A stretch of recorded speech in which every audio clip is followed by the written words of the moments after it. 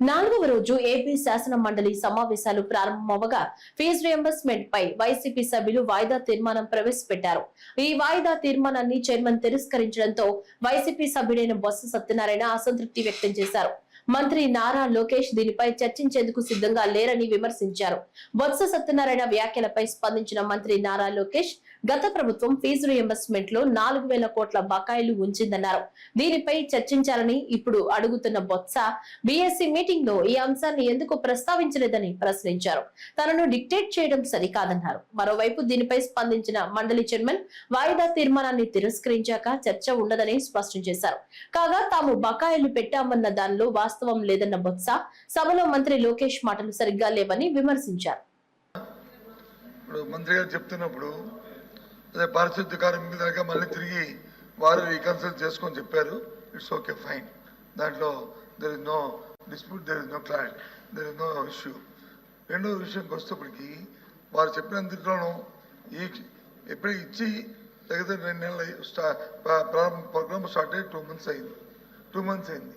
ఈ వాటికి ఉన్న రాష్ట్రంలో ఉన్న ఏదైతే మీరు ఏ సంఖ్యకి ఇచ్చారు, ఏదైతే కేంద్ర రాష్ట్ర ప్రభుత్వాలు వచ్చి కాంబినేషన్తో మేము ఇస్తున్నామన్నామో అది ఇప్పటికొచ్చి రాలేదనే విషయాన్ని చాలామంది చెప్తున్నారు. వాళ్ళకి ఏమైనా ఈ రోజుకి కంప్లీట్ అయిందా, ఇంకా కేంద్ర ప్రభుత్వం డబ్బు ఇంకా పెండింగ్ ఉందా, ఉంటే ఆ నెంబర్ ఎంత ఉంది అది దయచేసి ఆ నెంబర్ క్లారిటీ ఇస్తే అది బాగుండేది. ఇప్పుడు వచ్చి మీరు చెప్పిన దాన్ని మొత్తం విన్నాను నేను. ఎక్కడా కూడా ఈ రోజుకి ఎంతమంది అధికారులకు ఇచ్చారనేది ఎక్కడా కూడా నెంబర్ చెప్పలేదు మీ నోటితో. దాంతోపాటు కేంద్రం ఎంత గ్యాప్ ఉందనేది ఆ నెంబర్ కూడా చెప్పలే. దయచేసి ఆ ఇన్ఫర్మేషన్ చెప్పండి, లేకపోతే పంపించండి. మంత్రి గారు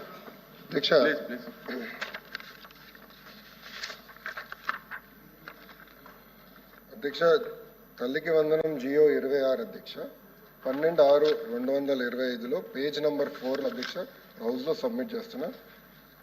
దాంట్లో చాలా స్పష్టంగా anyone among the household members employed in any central state government service PSU or getting government pension post retirement are not eligible. Sanitation workers are exempted in totality. Adhiksha, nenu koncham misread chesanu, my apologies Adhiksha. Sanitation workers are exempted and all employees getting less than 10,000 salary per month in rural areas and less than 12,000 month in urban areas are exempted.